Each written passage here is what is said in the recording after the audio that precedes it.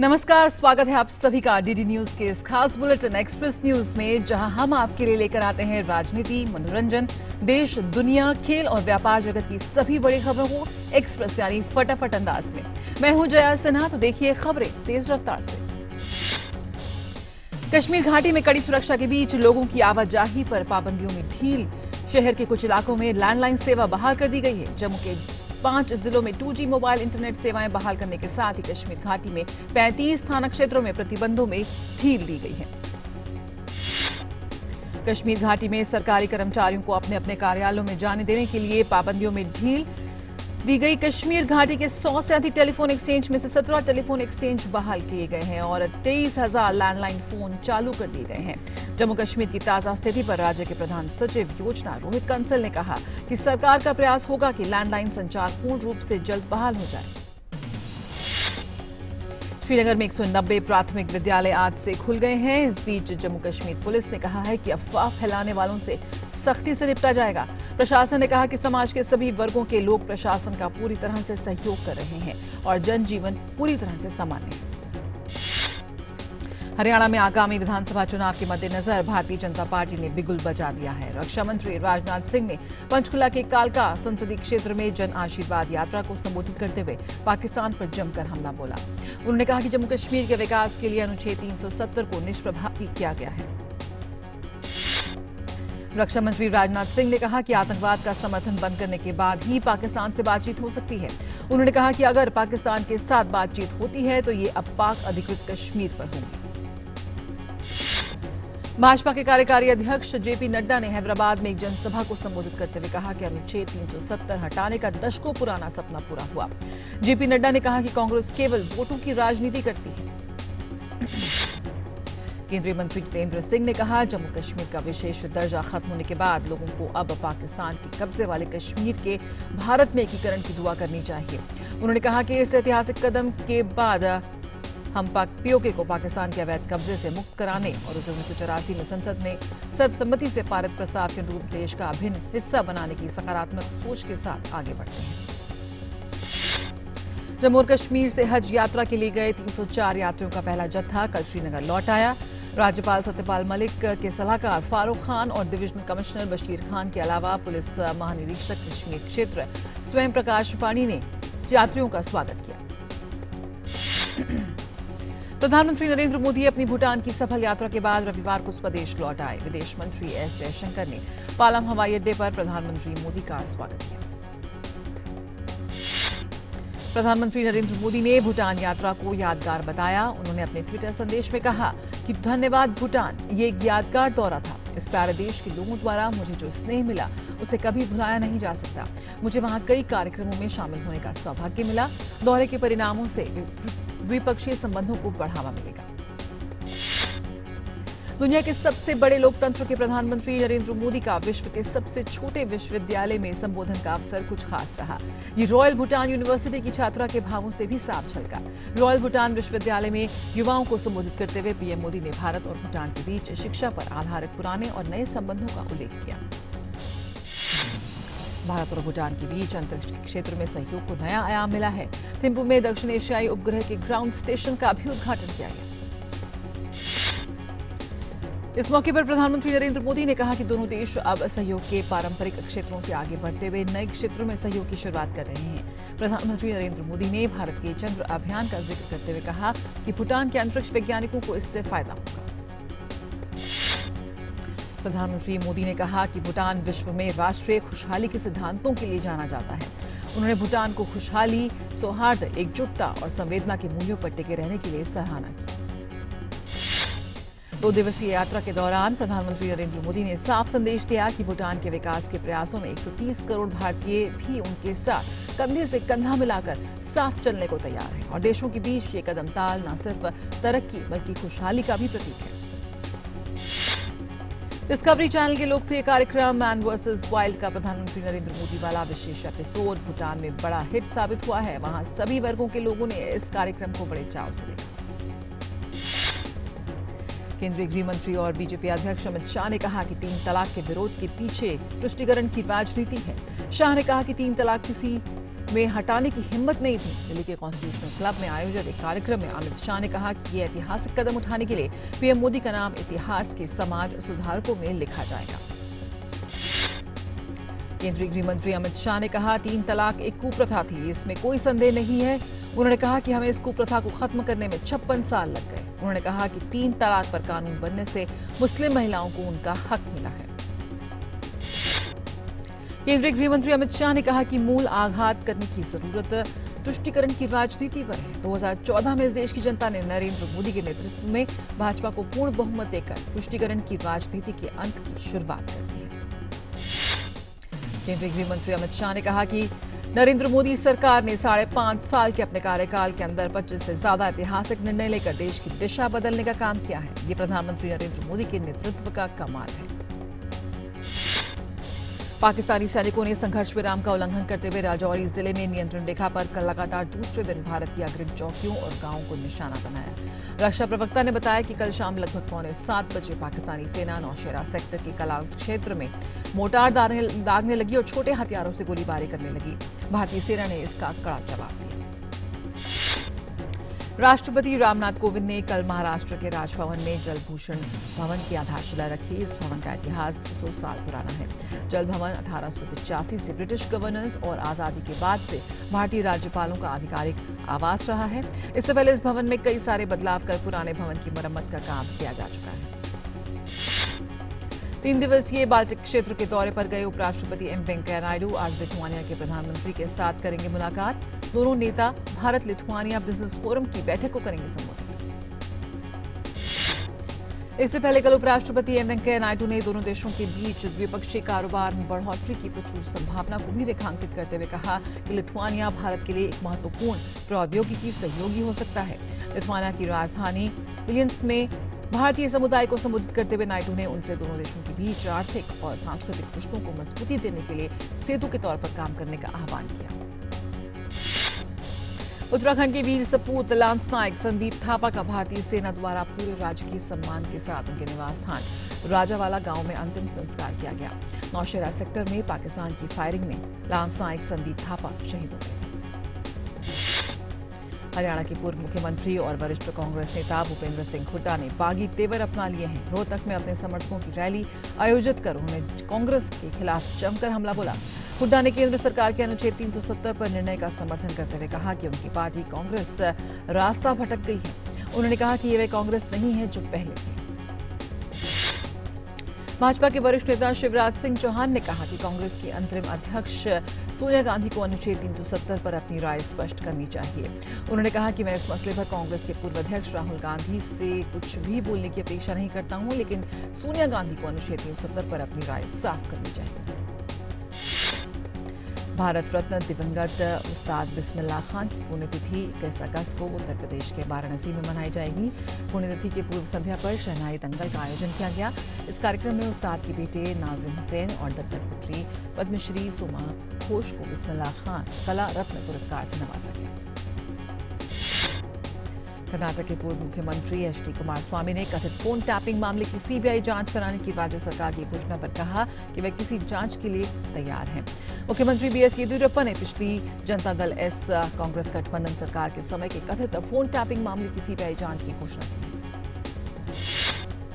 उत्तर भारत में मूसलाधार बारिश का दौर जारी। मौसम विभाग के अनुसार जम्मू कश्मीर, उत्तराखंड, पंजाब, हरियाणा और दिल्ली में अगले 48 घंटे में भारी बारिश होने की आशंका। हिमाचल प्रदेश में रविवार को अकेले बारिश संबंधी घटनाओं में कम से कम 24 लोगों की मौत हो गई और 9 अन्य लोग घायल हो गए। मुख्यमंत्री जयराम ठाकुर ने राज्य के सभी उपायुक्तों को स्थिति पर कड़ी निगरानी रखने और स्थानीय लोगों और पर्यटकों की सुरक्षा सुनिश्चित करने के लिए दिए निर्देश। यमुना एवं उसकी अन्य सहायक नदियों में जलस्तर बढ़ने के कारण दिल्ली, हरियाणा, पंजाब और उत्तर प्रदेश में बाढ़ की चेतावनी जारी की गई है। आपको बता दें कि यमुना नदी में हथनीकुंड बैराज में 8.14 लाख क्यूसेक पानी छोड़ा गया। हथनीकुंड बैराज में पानी छोड़े जाने के बाद हरियाणा सरकार ने किसी भी आपात स्थिति से निपटने के लिए सेना से तैयार रहने का अनुरोध किया है। दूसरी तरफ हथनीकुंड बैराज से पानी छोड़ जाने के बाद दिल्ली में भी बाढ़ का खतरा मंडराने लगा है और दिल्ली सरकार ने बाढ़ की चेतावनी जारी कर दी है। इसके साथ साथ निचले इलाकों में रहने वाले लोगों को वहां से सुरक्षित स्थान पर ले जाने के लिए कहा गया है। क्योंकि यमुना का जलस्तर आज खतरे के निशान को पार कर सकता है।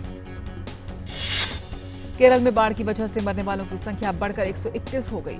मलप्पुरम के कवालपारा और वायनाड के पुथुमला में शवों का पता लगाने के लिए ग्राउंड पेनिट्रेटिंग रडार यानी GPR का इस्तेमाल किया जा रहा है, जहां हुए भयंकर भूस्खलन ने 2 गांवों का नामो निशान मिटा दिया था।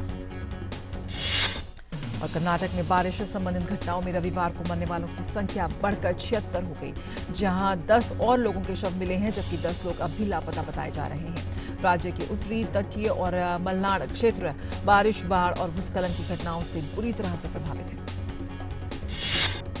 महाराष्ट्र के पुणे मंडल में बाढ़ की वजह से मरने वालों की संख्या रविवार को बढ़कर 56 हो गई है। अगस्त के दूसरे सप्ताह में आई बाढ़ के कारण सांगली और कोल्हापुर प्रशासनिक मंडल के अंतर्गत पड़ने वाले 5 जिले और सोलापुर, पुणे एवं सतारा खंड के अन्य जिले बुरी तरह से प्रभावित हुए हैं। पंजाब में गांव में बारिश के कारण एक घर की छत ढह जाने से 3 लोगों की मौत।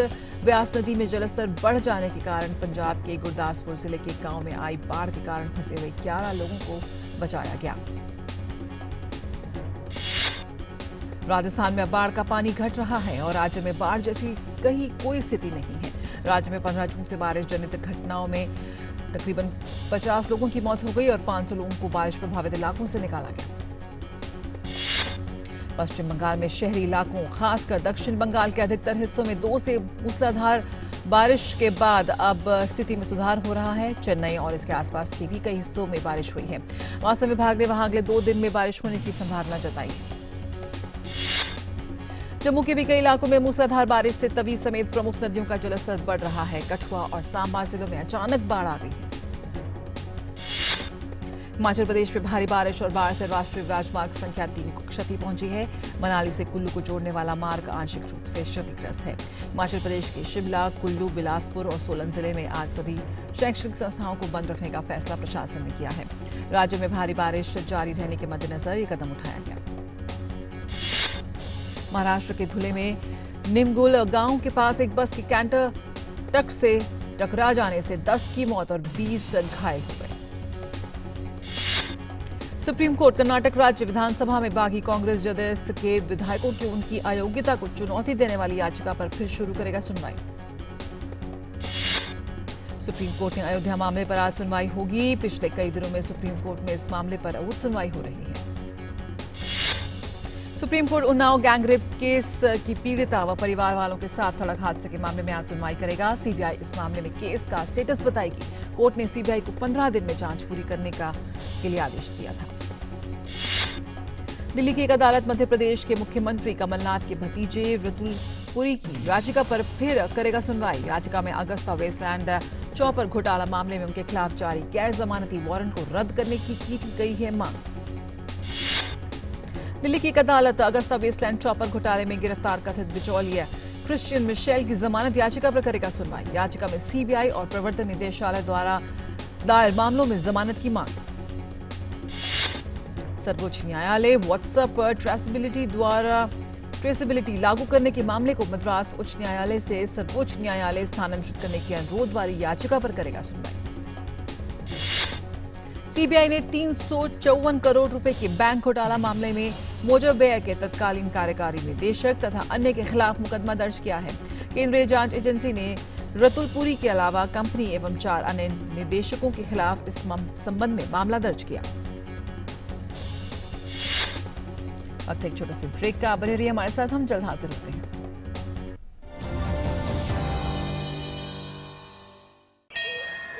अरे सर गुरुजी प्रणाम। सर एक तो सवाल था, ये आधार कार्ड हम गरीबन के लिए क्या करता है? आधार कार्ड सरकार गरीबों के लिए बहुत सारा पैसा भेजती है, लेकिन उस पैसे में से काफी सारा पैसा बीच में ही लीक हो जाता है, बिल्कुल इस पाइप की लीकेज की तरह। तो सर इसमें आधार कार्ड क्या करता है? पाइप में छेद करने वाले बेईमानों को पहचान लेता है और पैसा सीधे गरीबों के खाते में। ये तो फायदे की चीज है सर। तभी तो मैं कहता हूँ बेटा, आधार अपना लो। क्या आपके साथ भी ऐसा हुआ है? ग्राहक होने के नाते धोखा? क्या आप चुपचाप सहन करके बैठ जाते हैं या अपने हक की लड़ाई लड़ते हैं? मेरे साथ भी धोखा हुआ।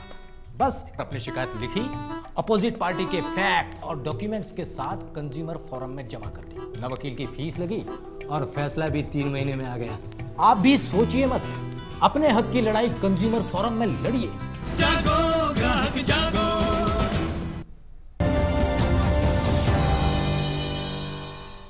ब्रेक के बाद स्वागत है, आप देख रहे हैं एक्सप्रेस न्यूज।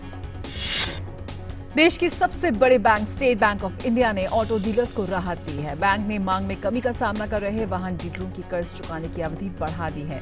बैंक ने कर्ज भुगतान की अवधि को बढ़ाकर 75 दिन और कुछ मामलों में 90 दिन कर दिया है। कंपनी मामलों के सचिव विजयंती श्रीनिवास की अध्यक्षता वाली प्रतिस्पर्धा कानून समीक्षा समिति ने वित्त एवं कंपनी मामलों की मंत्री निर्मला सीतारमण को एक रिपोर्ट सौंपी है। इस रिपोर्ट में दिवालिया समाधान प्रक्रिया तेजी लाने के लिए कई उपाय सुझाए गए हैं। ऑटो सेक्टर के उद्यमी और महिंद्रा एंड महिंद्रा ग्रुप के चेयरमैन आनंद महिंद्रा एक बार फिर चर्चा में है। उनका एक और ट्वीट सोशल मीडिया पर तेजी से वायरल हो रहा है। आनंद महिंद्रा से उनके एक प्रशंसक ने अचानक तोहफे में एसयूवी की मांग कर ली। महिंद्रा ने जवाब में कहा कि ऐसे तो मेरा धंधा बंद हो जाएगा। 3 स्मार्टफोन नोकिया 5.2, नोकिया 6.2 और नोकिया 7.2 लॉन्चिंग से पहले ही नोकिया 7.2 की तस्वीरें लीक हो गई हैं। इसमें सर्कुलर रियर कैमरा सेटअप किया गया है। इसमें कितना पावर का सेंसर मिलेगा, इसकी पुष्टि लॉन्चिंग के समय ही लग पाएगी। होटलों, होम स्टे, को वर्किंग और को लिविंग स्पेस के बाद ओयो होटल्स एंड होम अब खाद्य कारोबार में कदम रखने की योजना बना रही है। कंपनी कॉफी चेन के साथ रेस्टोरेंट के कारोबार में उतरने की तैयारी कर रही है। देश भर के करीब 2000 रेस्टोरेंट्स की ओर से जोमैटो प्लेटफॉर्म को इस्तेमाल न करने के दबाव को देखते हुए खाना पहुंचाने वाली फर्म के संस्थापक दीपेंद्र गोयल ने कई ट्वीट कर ये माना कि कंपनी ने अपनी प्रीमियम सब्सक्रिप्शन सेवा गोल्ड में गलतियां की हैं और रेस्टोरेंट को मनाने के लिए इसमें बदलाव किया जाएगा। एशियन पेंट्स, बर्जर और कंसाई नेरोलैक जैसी कंपनियों ने जून तिमाही के आंकड़ों से बाजार को चौंका दिया है। तीनों कंपनियों की बिक्री 2 अंकों में यानी 15 से 18% तक बढ़ी है। भारत के कच्चे इस्पात उत्पादन की वृद्धि दर कैलेंडर वर्ष 2019 के पहले 6 महीनों के दौरान दुनिया के उत्पादन से ज्यादा हो गई है। विश्व इस्पात संघ के अनुसार 2019 की पहली छमाही के दौरान इस धातु का उत्पादन 5% तक बढ़कर 5.696 करोड़ टन हो गया, जबकि 2018 की इसी अवधि में 5.423 करोड़ टन उत्पादन दर्ज किया गया। येस बैंक ने बताया कि उसने क्वालिफाइड इंस्टीट्यूशनल प्लेसमेंट के जरिए 1930 करोड़ रुपए जुटाए हैं। बैंक ने बताया कि उसके इशू को फॉरेन और डोमेस्टिक QIB की तरफ से काफी अच्छी प्रतिक्रिया मिली है। QIB से बैंक के शेयर होल्डर बेस का बेहतर डाइवर्सिफिकेशन हुआ है। सार्वजनिक क्षेत्र के यूको बैंक ने कहा कि उनका बैंक भारतीय रिजर्व बैंक के तत्काल सुधारात्मक कार्रवाई नियम के तहत कर्ज आदि देने पर लागू पाबंदियों से मार्च अंत तक बाहर आ जाएगा। मार्च 2019 से हमारा फंसा कर्ज 29,786 करोड़ रुपए था, ये घटकर 29,432 करोड़ रुपए पर आया है। तो वहीं शुद्ध NPA मार्च 2019 में 9,650 करोड़ रुपए था और ये जून तिमाही में 8,782 करोड़ रुपए पर आ गया। अफगानिस्तान की राजधानी काबुल में एक विवाह समारोह में हुए आत्मघाती हमलों की जिम्मेदारी इस्लामिक स्टेट समूह ने ली है। इस विस्फोट में 63 लोग मारे गए।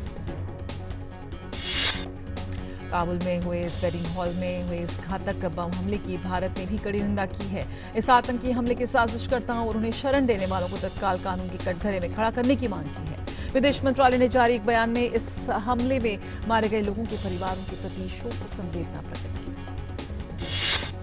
पाकिस्तान की लेखिका और सैन्य मामलों की विशेषज्ञ आयशा सिद्दीकी ने इमरान खान और पाकिस्तानी सेना को लताड़ते हुए कहा कि पाकिस्तान और उसकी सेना कश्मीर पर भारत के खिलाफ युद्ध लड़ने की स्थिति में नहीं है, क्योंकि देश की धीमी अर्थव्यवस्था और बढ़ती महंगाई ने आम आदमी के जीवन पर एक विनाशकारी प्रभाव छोड़ा है।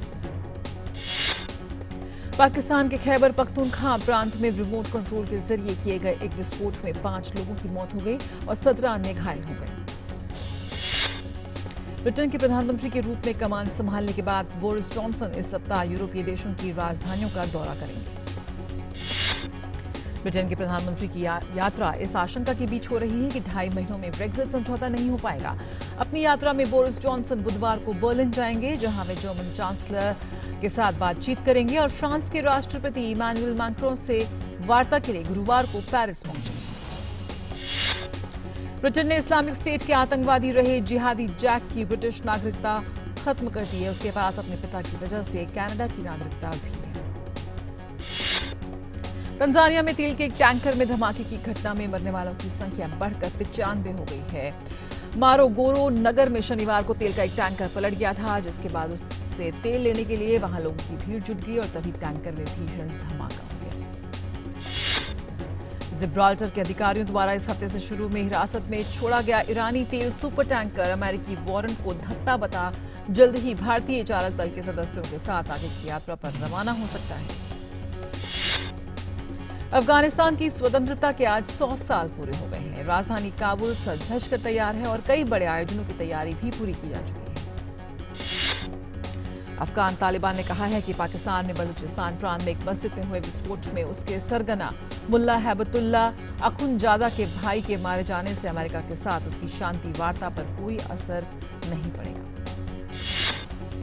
रोमानिया की राजधानी बुखारेस्ट के एक अस्पताल में मनोरोग का इलाज करने वाले एक मरीज ने अन्य रोगियों पर हमला कर दिया, जिसमें 4 की मौत हो गई और अन्य 9 घायल हो गए। श्रीलंका में राष्ट्रपति चुनाव के लिए व्यापक गठजोड़ को लेकर सत्तारूढ़ गठबंधन में मुख्य पार्टी यूनाइटेड नेशनल पार्टी के घटक दलों के बीच वार्ता बिना किसी समझौते के खत्म हो गई है। उत्तर कोरिया और चीन के शीर्ष सैन्य नेताओं ने एक बैठक के दौरान अपने सशस्त्र बलों के बीच सहयोग को मजबूत करने की प्रतिबद्धता फिर जाहिर की। हांगकांग में लोकतंत्र समर्थक कार्यकर्ताओं के आह्वान पर रविवार को लाखों लोगों ने एक पार्क से मार्च निकाला और प्रमुख सड़क को जाम कर दिया। अमेरिकी राष्ट्रपति डोनाल्ड ट्रंप ने रविवार को चीन को चेतावनी दी है कि हांगकांग समर्थक लोकतंत्र प्रदर्शनकारियों पर तियानमेन स्क्वायर शैली की कार्रवाई करने से दोनों देशों के बीच व्यापार वार्ता को नुकसान होगा। और सिंगापुर के प्रधानमंत्री ली सिन यूंग ने कहा कि सिंगापुर को समुद्र के बढ़ते स्तर से बचाने के लिए 72 अरब अमेरिकी डॉलर की आवश्यकता होगी। ऑस्ट्रेलियाई बल्लेबाज स्टीव स्मिथ इंग्लैंड के खिलाफ दूसरे एशेज टेस्ट के अंतिम दिन रविवार को सिरदर्द और चक्कर आने के कारण मुकाबले से बाहर हो गए हैं। शनिवार को जोफ्रा आर्चर की गेंद पर स्मिथ की गर्दन पर चोट लग गई थी। शानदार फॉर्म में चल रहे ऑस्ट्रेलियाई बल्लेबाज स्टीव स्मिथ ने एक और उपलब्धि अपने नाम दर्ज की। वे एशेज टेस्ट सीरीज की लगातार 7 पारियों में 50 या उससे ज्यादा रन बनाने वाले इकलौते बल्लेबाज बन गए हैं। स्मिथ ने अपने हमवतन पूर्व बल्लेबाज माइक हसी का रिकॉर्ड तोड़ा। अंतर्राष्ट्रीय क्रिकेट में विराट कोहली की शानदार उपलब्धियों को देखते हुए दिल्ली एवं जिला क्रिकेट संघ ने फिरोजशाह कोटला मैदान का एक स्टैंड का नाम भारतीय कप्तान के नाम पर रखने का फैसला किया। भारतीय पुरुष हॉकी टीम को बढ़त बनाने के बावजूद रविवार को टोक्यो में ओलंपिक टेस्ट प्रतियोगिता के अपने दूसरे मैच में न्यूजीलैंड के खिलाफ 1-2 से हार का सामना करना पड़ा। अखिल भारतीय टेनिस संघ पाकिस्तान के इस्लामाबाद में होने वाले डेविस कप मुकाबले के स्थान में बदलाव की मांग के साथ आज जब आईटीएफ से बात करेगा तो टीम के कप्तान महेश भूपति की महत्वपूर्ण भूमिका निभाने की संभावना है। भारतीय एथलेटिक्स महासंघ इंडियन ग्रां प्री 6 का आयोजन नई दिल्ली में 5 सितंबर को करेगा, जिससे भारत के ट्रैक एवं फील्ड खिलाड़ियों को विश्व चैंपियनशिप के लिए क्वालिफाई करने का अंतिम मौका मिलेगा। इंडियन ग्रां प्री 6 में पुरुष खिलाड़ी 400 मीटर बारह दौड़, पोल वॉल्ट, लंबी कूद, फ्रीकूद, गोला फेंक, भाला फेंक और 4x400 मीटर रिले में हिस्सा ले पाएंगे, जबकि महिलाओं के लिए 100 मीटर, 200 मीटर, 400 मीटर और लंबी कूद स्पर्धाओं का आयोजन होगा।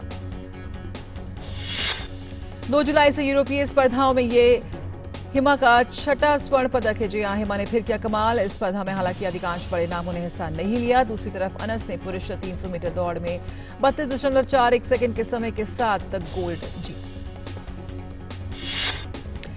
डैनियल मेदवेदेव ने सिंसिनाटी मास्टर्स के सेमीफाइनल में नोवाक जोकोविच को मात देकर सबको चौंका दिया है। 9वीं वरीयता प्राप्त मेदवेदेव ने जोकोविच को 3-6, 6-3, 6-3 से मात दी। सुमित राठी के 78वें मिनट में किए गए गोल की बदौलत भारत की अंडर-19 राष्ट्रीय टीम ने रविवार को ओएफसी डेवलपमेंटल टूर्नामेंट के शुरुआती मुकाबले में वनुआतु को 1-0 से दी शिकस्त। Anirban Lahiri nationwide children's hospital golf championship के तीसरे दौर के बाद संयुक्त 6ठे स्थान पर चल रहे हैं। अमेरिकी सरजमी पर पहली जीत की तलाश में जुटे लाहिड़ी ने तीसरे दौर में 3 अंडर 68 का स्कोर बनाया। उनका कुल स्कोर 7 अंडर 209 है। इंग्लैंड के पूर्व दिग्गज फुटबॉलर एशले कोल ने 38 साल की उम्र में रविवार को संन्यास की घोषणा की, जो अब कोचिंग में करियर बनाएंगे। कोल ने आर्सेनल और चेल्सी का प्रतिनिधित्व किया। उन्होंने अपने करियर में प्रीमियर लीग के 3 खिताब सहित कुल 13 बड़े खिताब जीते। एशियाई खेलों के पूर्व स्वर्ण पदक विजेता राफत हबीब ने MIG क्रिकेट क्लब द्वारा आयोजित दूसरी मास्टर्स राष्ट्रीय स्नूकर चैंपियनशिप के ग्रुप डी में रविवार को लगातार 2 जीत दर्ज की। हबीब ने पहले मैच में महाराष्ट्र के अमित सप्रू को 3-1 से हराने के बाद महाराष्ट्र के ही संजीव शाह को भी 3-1 से दी शिकस्त। इंडियन ऑयल कॉर्पोरेशन लिमिटेड ने Dolo 650 Bangalore cup Akhil Bharatiya hockey tournament 2019 के फाइनल में रविवार को सेना एकादश को 5-0 से हराकर खिताब अपने नाम किया। पहलवान सचिन राणा को जूनियर विश्व कुश्ती चैंपियनशिप की ग्रीको रोमन स्पर्धा के रेपचेन दौर में रविवार को हार का सामना करना पड़ा, जिससे प्रतियोगिता में भारत का सफर 3 पदक के साथ खत्म हुआ। मशहूर गायिका लता मंगेशकर ने राष्ट्रपति रामनाथ कोविंद से की मुलाकात। राष्ट्रपति उनसे मिलने उनके घर पहुंचे थे। लता मंगेशकर ने ट्विटर पर इसकी जानकारी दी। मुलाकात की तस्वीरों को लता मंगेशकर के साथ साथ राष्ट्रपति रामनाथ कोविंद ने भी शेयर किया। अभिनेता अक्षय कुमार और विद्या बालन की फिल्म मिशन मंगल का बॉक्स ऑफिस पर बेहतरीन प्रदर्शन जारी। 3 दिनों में करीब 70 करोड़ रुपए की कमाई। अपने इस ताबड़तोड़ प्रदर्शन के जरिए मिशन मंगल ने फैंस का दिल जीतने के साथ ही साल की दूसरी फिल्मों को भी छोड़ा पीछे। मेगा बजट फिल्म साहो का पोस्टर रिलीज हो गया है। प्रभास और श्रद्धा कपूर स्टारर साहो का निर्देशन सुजीत ने किया है। पहले इस फिल्म को 15 अगस्त को रिलीज किया जाना था, लेकिन अब ये फिल्म 30 अगस्त को रिलीज की जाएगी। बाटला हाउस फिल्म की कुल कमाई 35 करोड़ रुपए के आसपास हो गई। रविवार को इसके बिजनेस में तेजी आई। गुरुवार को 15 करोड़ का आंकड़ा पार किया इस फिल्म ने।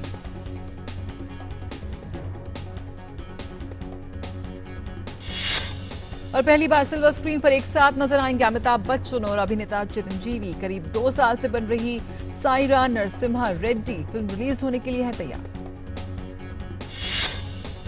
नेताजी सुभाष चंद्र बोस के जीवन पर बन रही फिल्म गुमनामी बाबा का पहला पोस्टर सामने आ चुका है। इस फिल्म को बंगाल के film director Srijit Mukherji direct कर रहे हैं, जिसका टीजर SPF एंटरटेनमेंट प्रोडक्शन के बैनर तले 14 अगस्त यानी बुधवार को यूट्यूब पर रिलीज किया गया। प्रसन्नजीत चैटर्जी फिल्म में नेताजी का किरदार निभा रहे हैं। और वर्सेटाइल एक्टर आयुष्मान खुराना अपने फैंस के लिए एक अनोखी कहानी ड्रीम गर्ल लेकर आ रहे हैं। फिल्म ड्रीम गर्ल का मजेदार ट्रेलर सामने आते ही सोशल मीडिया पर फनी मीम्स की बारिश की आ गई। साथ ही इस फिल्म के ट्रेलर में दिखाए गए डायलॉगों को भी लोगों ने खूब पसंद किया। बलजीत सिंह देव के निर्देशन में बनी पंजाबी फिल्म डाका 1 नवंबर 2019 को रिलीज होगी। इस फिल्म में गिप्पी गेरेवाल और जरीन खान मुख्य किरदार में नजर आएंगे। तो एक्सप्रेस न्यूज में फिलहाल इतना ही। मुझे दीजिए इजाजत। आगे आप देख रहे हैं खेल जगत से जुड़ी खबरें सुचित्रा के साथ। नमस्कार।